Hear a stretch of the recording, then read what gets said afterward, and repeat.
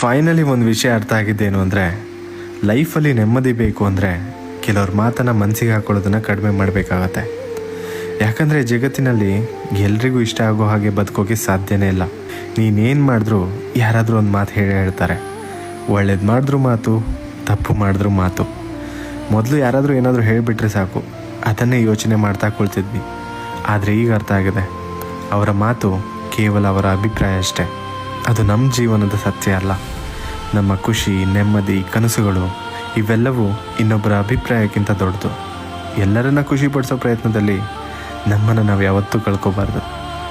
ಕೆಲವೊಂದು ಮಾತುಗಳನ್ನು ಕೇಳಬೇಕು, ಕಲಿಬೇಕು. ಆದರೆ ಕೆಲವೊಂದು ಮಾತುಗಳನ್ನು ಅಲ್ಲೇ ಬಿಟ್ಟು ಮುಂದೆ ಹೋಗ್ತಾ ಇರಬೇಕು. ಯಾಕಂದರೆ ಲೈಫ್ ತುಂಬ ಚಿಕ್ಕದು. ಜನರ ಮಾತುಗಳ ಬಗ್ಗೆ ಯೋಚನೆ ಮಾಡ್ತಾ ಕೊಳ್ಳೋದಕ್ಕಿಂತ ನಮಗೇನು ಖುಷಿ ಕೊಡುತ್ತೋ ಹಾಗೆ ಬದುಕಬೇಕು.